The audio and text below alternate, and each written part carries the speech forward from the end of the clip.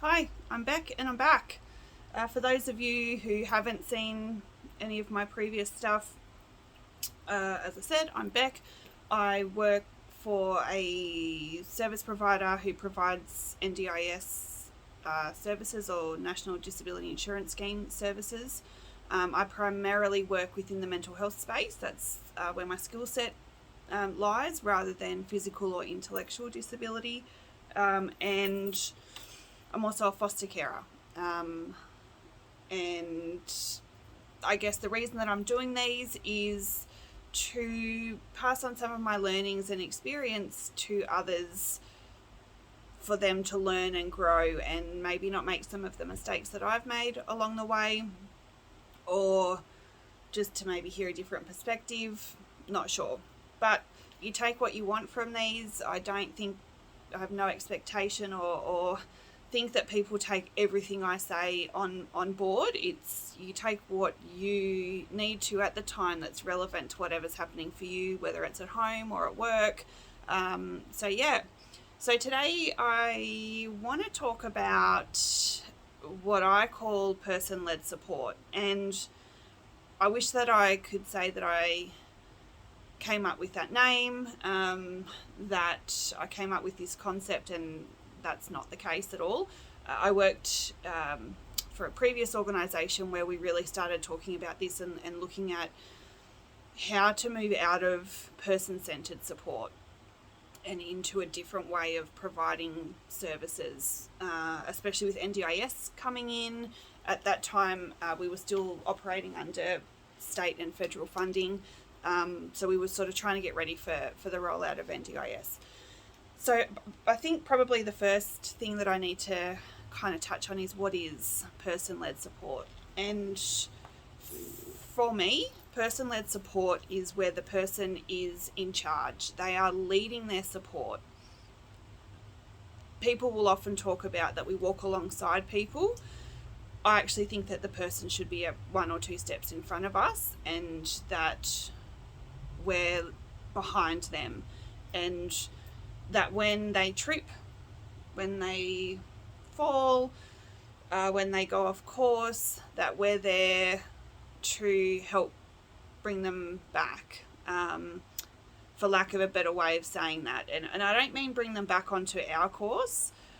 When I say bring them back, it's help them recover from a mistake that they might have made, or something that they tried that maybe didn't work the way they wanted it to or the way they thought it would.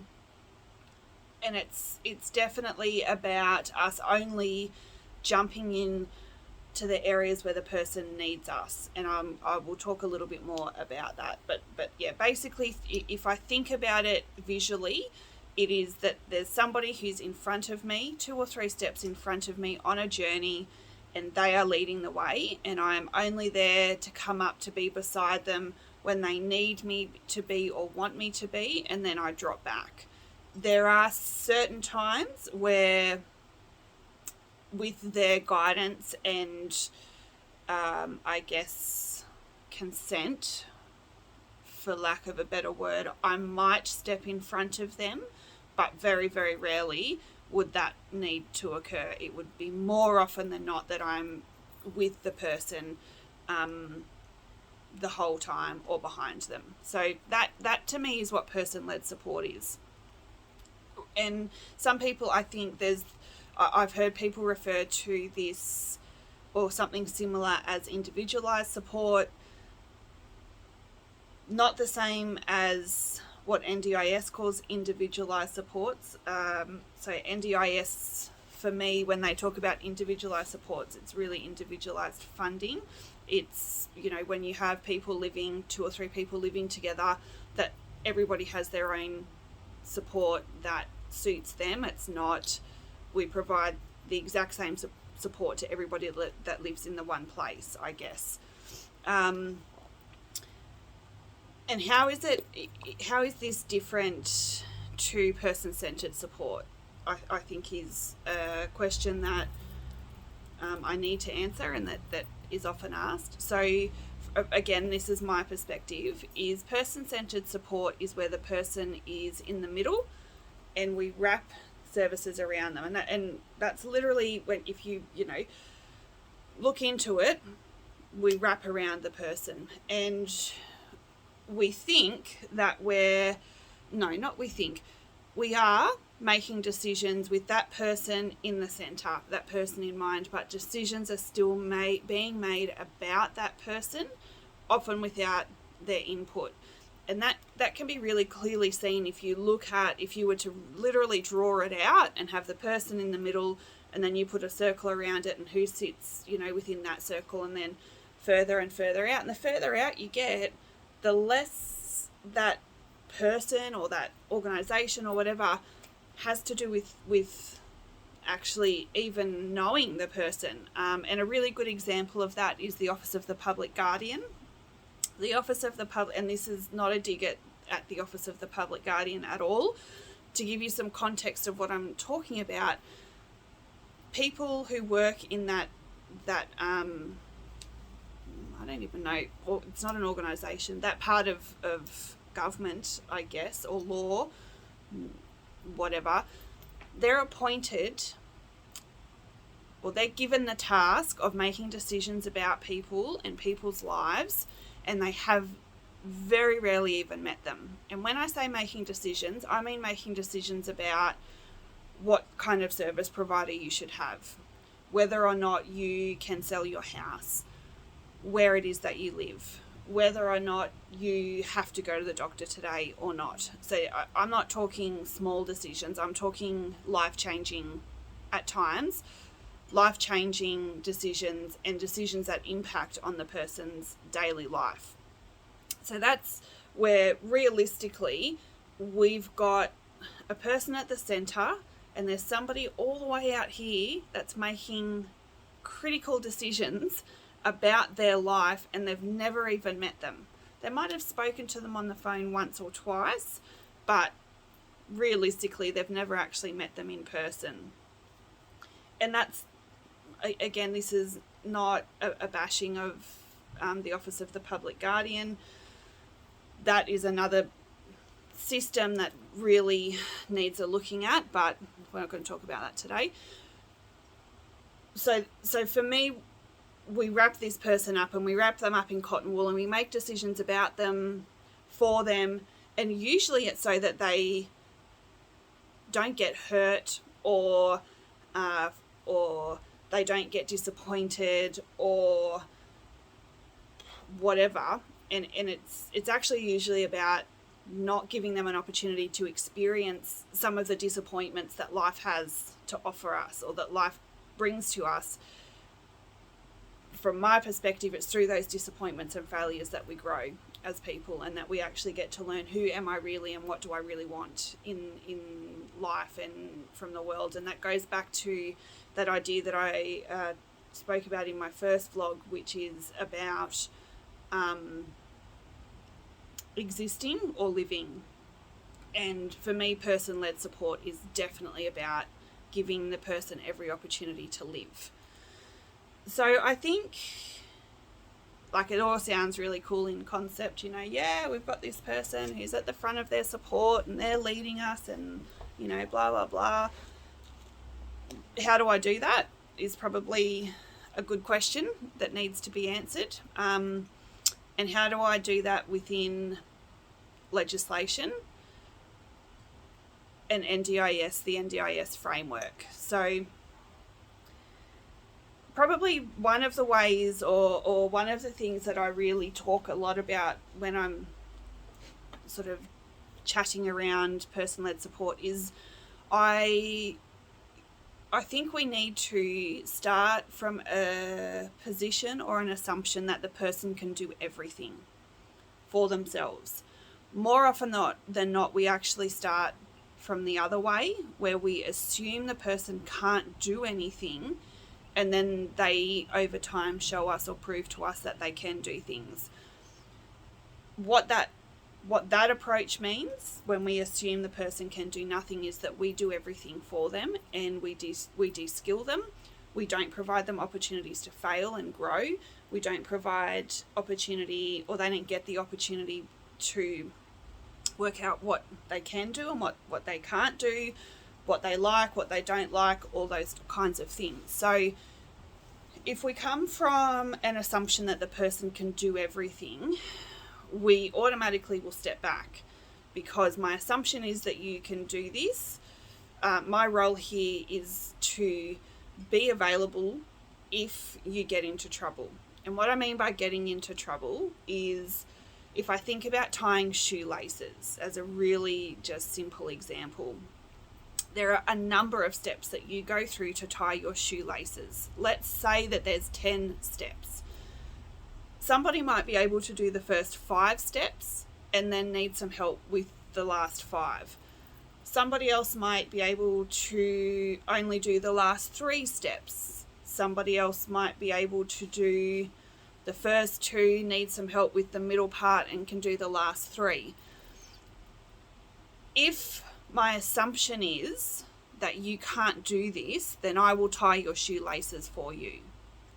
If my assumption is you can do this, and I will be here to step in if you need me, that person gets to do the parts that they can do.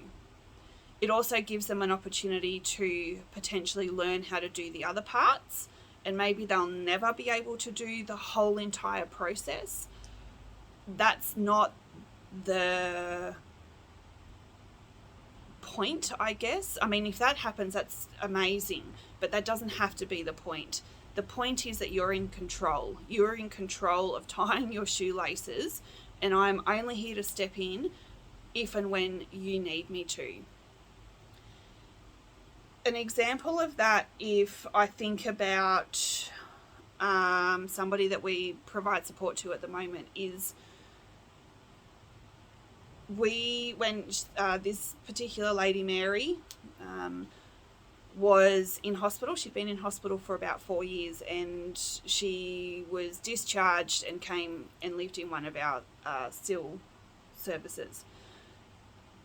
The assumption was made by, I think at that point, the hospital, that she couldn't manage her own medication. And I kind of went, well, what do you mean she can't? And they said, well, we have to give it to her every day. And I said, is that because that's your process, or is that because she actually can't manage it? And they said, no, she can't manage it. Okay.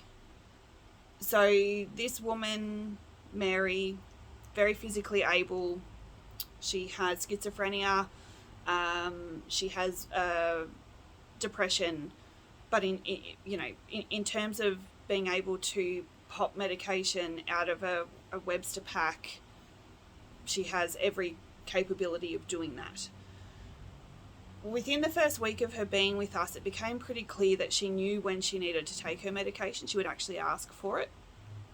And so I kind of went, what are we doing here? Why are we in charge of her medication? And I remember saying to the staff, I want you to step out a little bit. I want you to see if her medication can be kept in her room and see how we go with that. And it was quite interesting that she did not want that. She said, no, my medication has to be kept with the nurses. At that point, she was still referring to our staff or support workers as nurses. No, my medication needs to be kept with the nurses. And I went, okay, that's how she feels safe right now. Not a problem. I said to them, but I want you to keep it in that staff area, but on the desk. Not locked away, so she has to ask for it. It's on the desk, so when she's ready to come and take her medication, she can come and take it and pop it herself and whatever. And she did that. And look, it took a little bit of time for the staff to say, hey, when she asked for it, hey Mary, it's on the desk, you can go and grab it, mate, and take them when you're ready. And within, I think it was about 4 weeks of kind of saying, hang on, let's step out of this a bit, her medication moved from being in that staff area or staff room to being kept on the kitchen bench,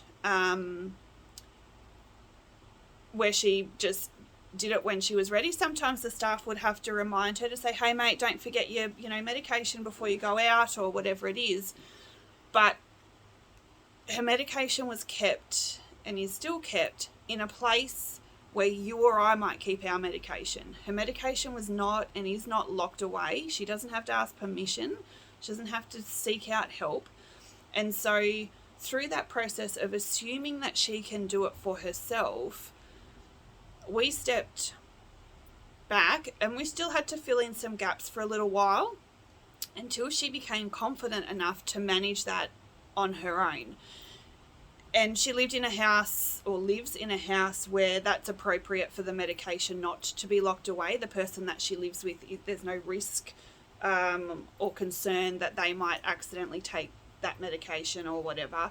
But so I guess in terms of that idea of just assuming that the person can do, and then only stepping in when they ask for it or need it, rather than assuming they can't and taking over.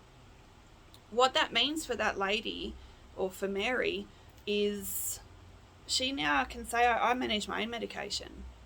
No, I don't need help with medication. I know how to do that. Which might to you and I sound like whatever, it's managing medication. From somebody that was in hospital for 4 years, where everything was done for her, she had no control, to I get to take my medication when I'm ready to, is a massive, massive step. So I guess to give you that example of making that assumption that the person can do it for themselves, and that we step in to those bits that they can't do. And that's different for everybody. I've got other people where we do lock their medication away because they don't have the right, not right isn't the best word, but if their medication wasn't locked away, they'd just take all of it in one go, or they'd take none of it. And so they need us to be more involved in that with them or for them. But it shouldn't be a blanket rule that if you take medication, we will make sure, like, we look after it. It needs to be based on that person's abilities and what they want and what they need from us.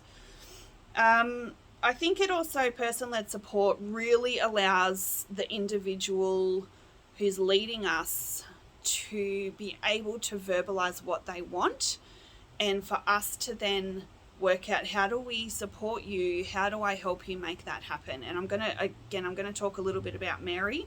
And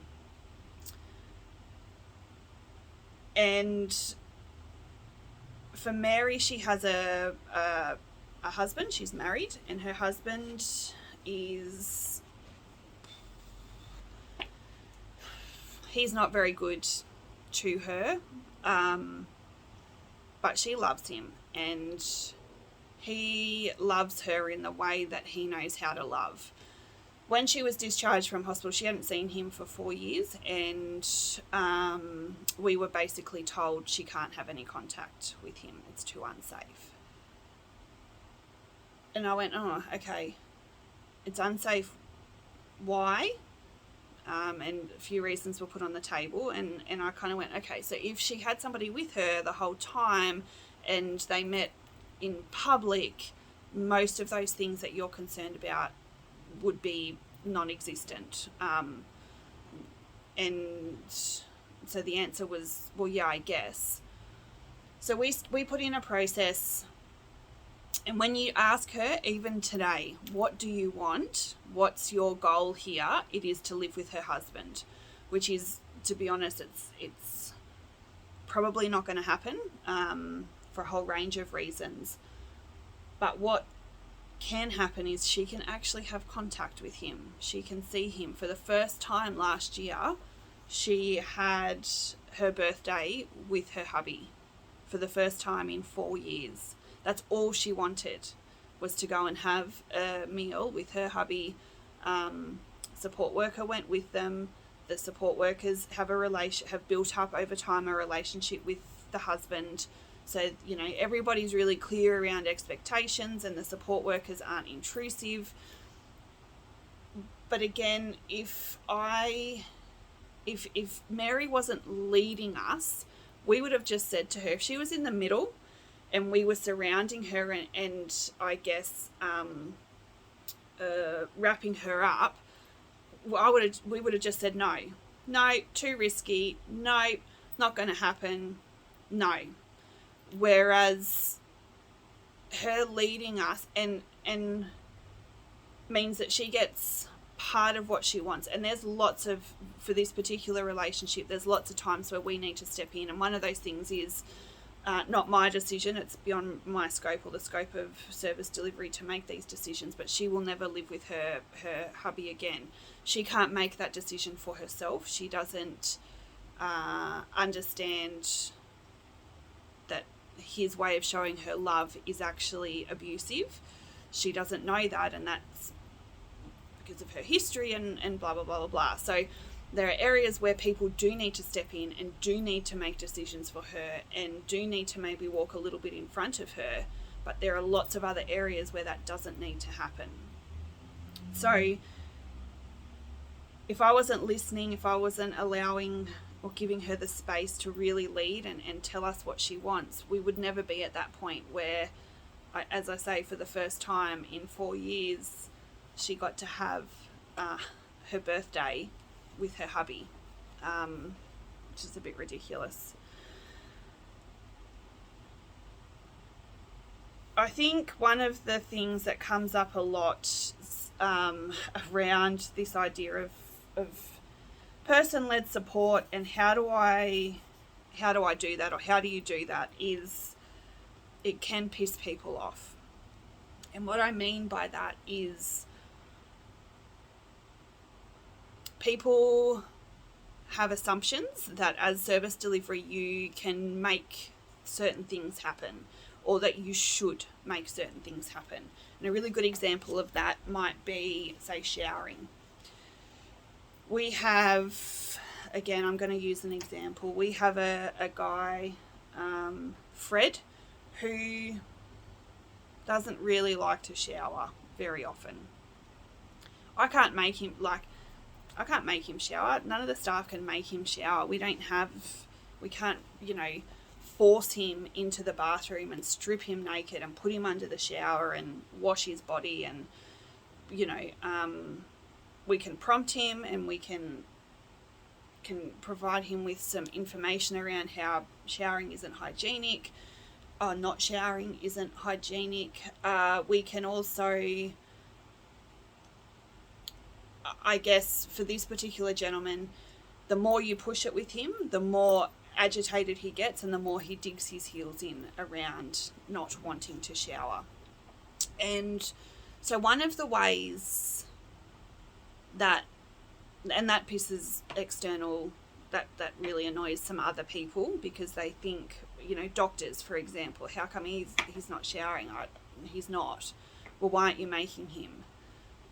Can you make him? Like, as the doctor, can you make him shower? Well, if you can't make him shower, I'm not sure how you think I would be able to make him shower. But when we talk about person-led support, I'm a big believer that there's a level of responsibility that comes for the person. And part of that responsibility is, if I link this idea back to Fred, is I get to say, actually, I'm not okay with you coming in my car if you haven't showered for 4 days, because you're going to stink my car out.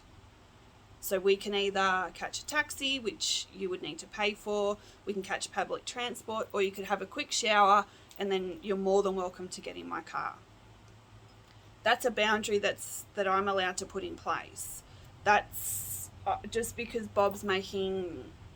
Fred is making a decision around showering doesn't mean that I have to, that decision has to negatively impact me. That's not really the right way to say that. It doesn't mean that I therefore have to be okay with all of the implications that come with that decision that he's made. And that's where there comes back to this level of responsibility. Just like you and I, when we make a decision, there's a level of responsibility with that. If I choose not to shower, then there's consequences. There's natural consequences to that. And it's the same for the people we support. So again, instead of us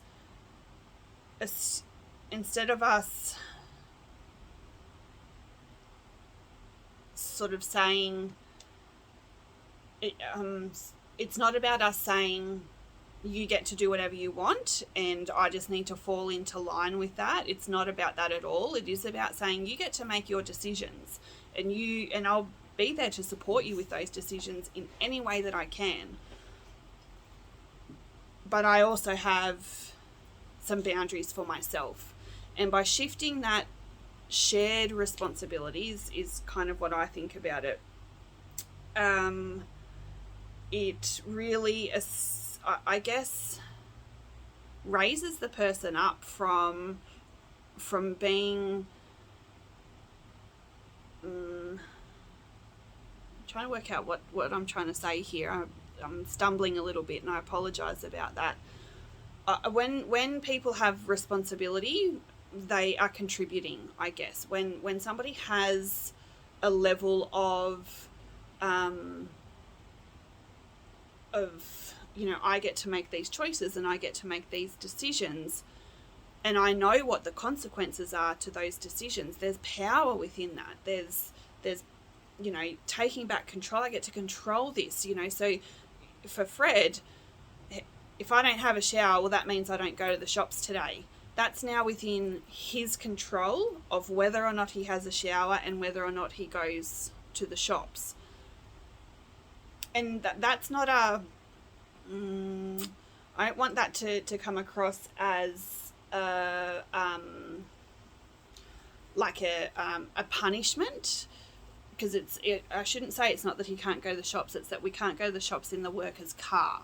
And there are alternatives to getting to the shops, which include taking a taxi, public transport, but ultimately that decision comes down to Fred in terms of how does he want to get to the shops today? Does he want to go to the shops? Yes, I want to go to the shops. How do you want to get there? I want to go in the worker's car. That means I need to, from Fred's perspective, that means I need to make sure that I've had a shower and that I'm clean, or my clothes are clean when I get into the worker's car. And look, that works 80% of the time. 20% of the time that doesn't work, because maybe there's a psychiatrist appointment or maybe there's a GP's appointment and we just can't afford or he can't afford not to go. And so having a back and forth about having a shower before getting in the car just isn't worth that process for that particular time or that particular moment. And so I think understanding that idea that with person-led support comes responsibility on both parts, and that responsibility is not about punishment. It's not about, if you don't do this, then you don't get this. That's punishment. It's not about punishment. It's putting in natural consequences or boundaries to say, when you make these decisions, or if this is a decision that you make, here are some of the boundaries that will be put in place. Just like any decision that you or I make, there are natural consequences to those decisions. And I guess person-led support provides an opportunity for those, for people to make it's not even to make more informed decisions, it's actually to make decisions about their own lives, which empowers them and gives them back as much control as they can possibly have, because so much is already out of their control.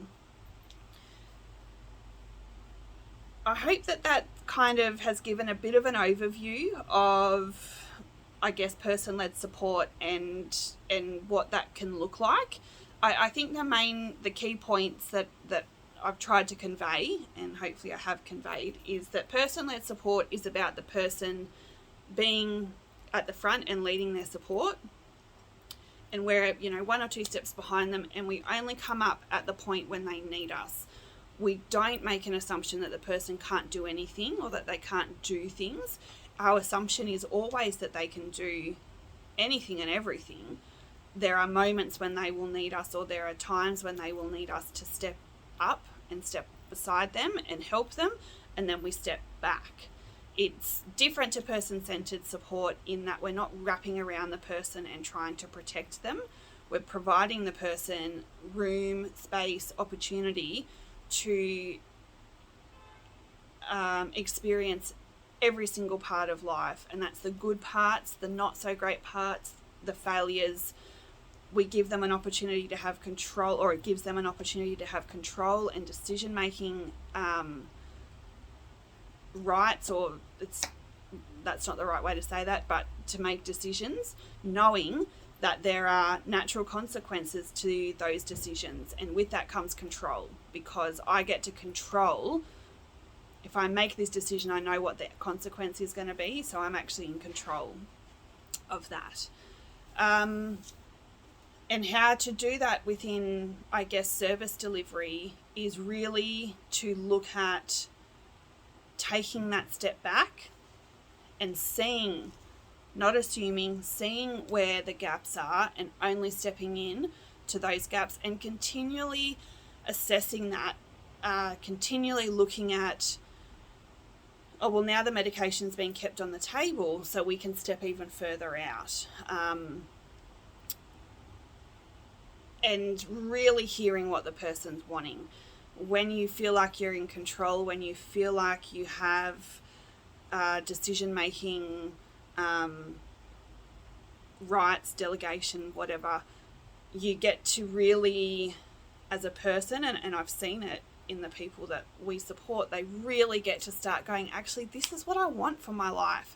This is how I want my life to be, and I want you to help me make that happen. And that's exactly what you get to do.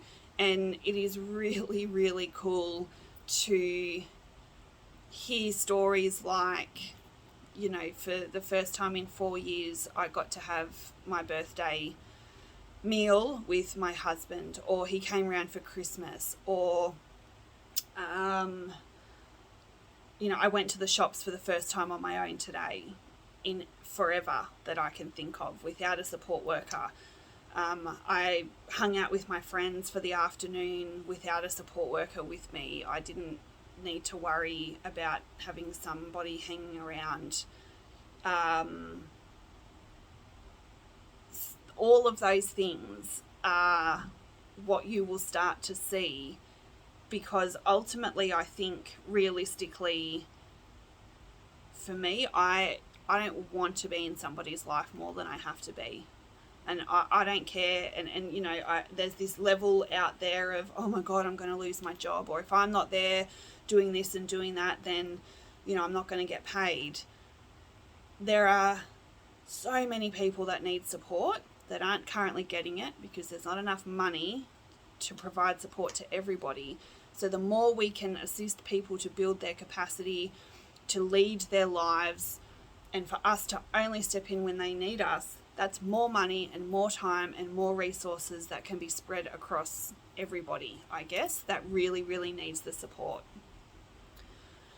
Thank you for listening. I hope that kind of gives you a bit of an idea around what person-led support is or can be, how to implement that within your service, and